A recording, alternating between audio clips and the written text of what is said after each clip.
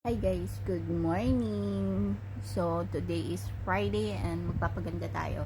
So, habang nagpapaganda tayo, bubuksan natin yung regalong binigay sa akin ni Lola Ganda. Yung nanay ng amo ko, binigyan niya ako ng regalo. So, buksan muna natin siya guys. And then, mag-start na naman akong ganda-gandahan. Kasi, alam niyo, sa super busy ko, hindi na ako nakapag-ayos ng sarili. So, magaganda-gandahan na naman tayo. So, bumili na naman ako ng toner. Ito yung paborito kong toner kasi as in talagang pinapaganda niya ako. Charot. Hindi ako maganda pero pinapaganda ako nito ni Dr. Alvin. So, yun. Maski mahal siya. So, anyway, pero maganda siya kasi effective siya sa mukha ko. Nagla-lightening yung mukha ko and then sobrang saya ko kasi may mga nakakapansin kapag gumagamit ako nito. Pag tinigil ko siya, bumabalik sa dati yung mukha ko. Nagiging block, nagiging alam niyo sa totoo lang, to be honest. Ito lang yung naging hiyang sa akin. Kasi nung ginamit ko to, maraming nakakapansin sa akin na bumata ako, ganun. Tas ang ganda ng skin ko, ganun. Kaya magpaganda tayo. Baka makapag-asawa na ako. Charot lang. So anyway guys, buksan muna natin yung gift ni Lola Ganda.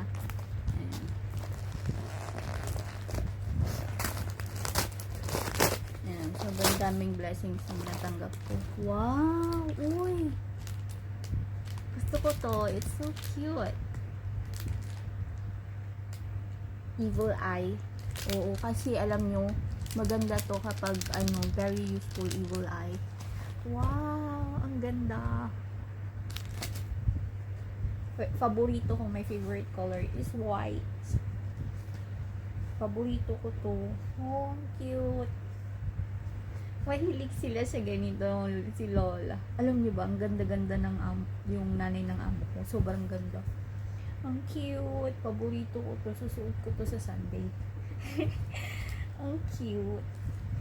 Tapos, sinigyan na ako ni Lola ng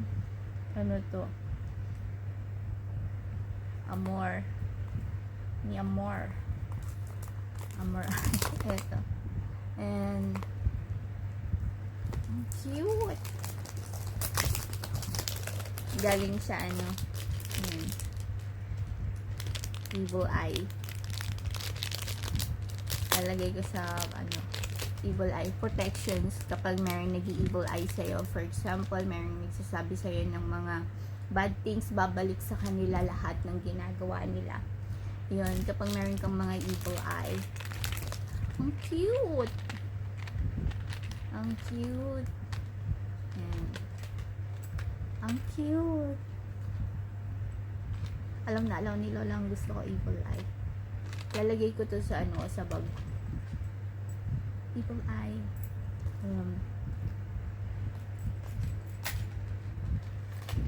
Kasi noon, bumili ako ng evil eye. Tapos, nasira na siya. Ibig sabihin, kapag nasira na, nawala na yung evil eye na nag-evil eye sa'yo. That's why, kaya wala akong kaibigan dito sa Singapore. Kasi dito sa Singapore, to be honest, diba, yung mga sahod ng OFW na tulad ko na OFW, nagiging sapat lang. Minsan kasi kapag single ka, pag nalaman nilang single ka, tulad ko single ako, tapos sasabihin nila sa akin na, buti ka pa, maganda yung buhay kasi single ka lang, ganun, wala kang iniisip gaano. Ganon.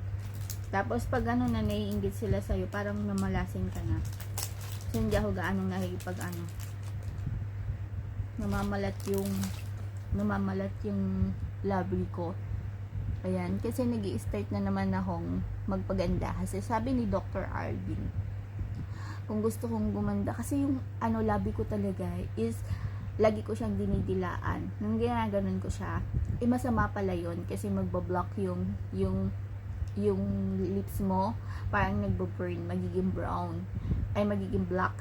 Kahit hindi ako nag-yossi, wala akong bisyo. Hindi ako nag-yossi. And wala akong bisyo. I mean, umiinom ako patikim-tikim ng wine. Yun. Pero yung bisyo as in wala akong bisyo.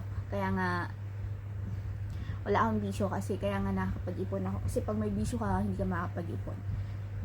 So anyway, dito sa Singapore, iilan lang talaga yung matataas ang sahod. Bilang lang. Kumbaga kapag foreigner, pag Chinese yung naging amo mo, mahihirapan kang taasan yung sahod mo.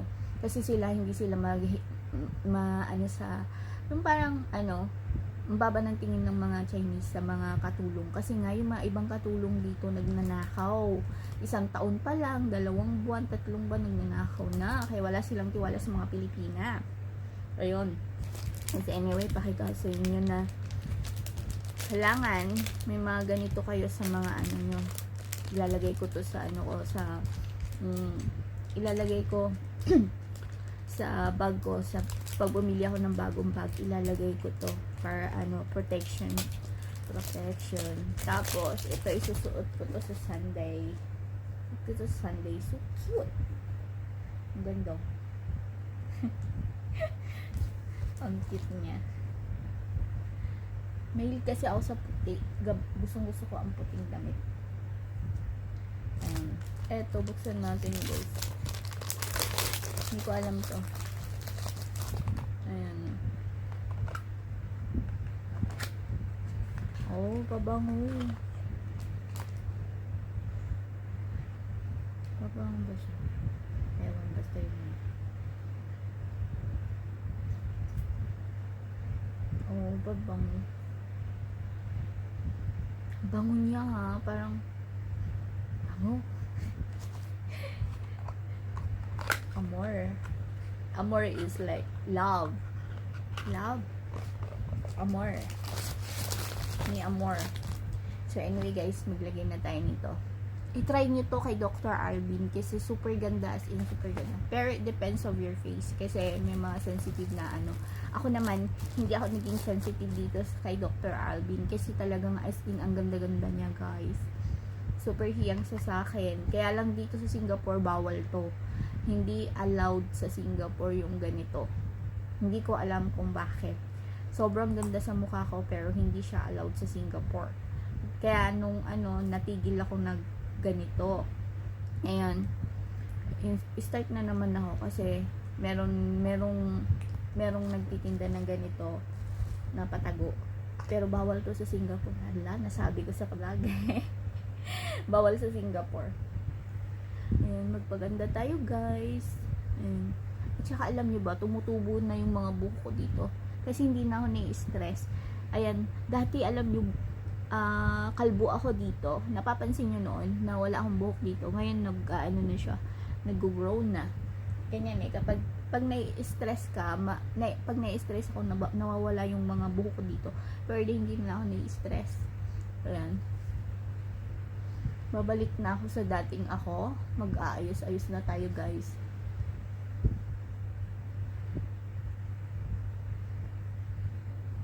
Alam niyo ba, hindi ako marunong mag-makeup. Gusto ko matutunang mag-makeup.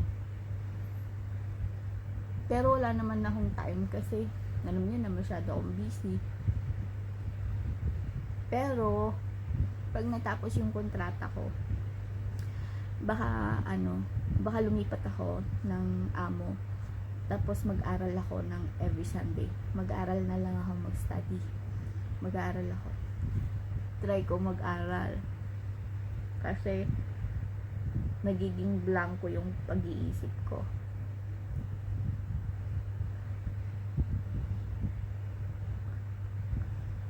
Try ko mag-aral sa Singapore. Kasi hindi naman, it's not too late.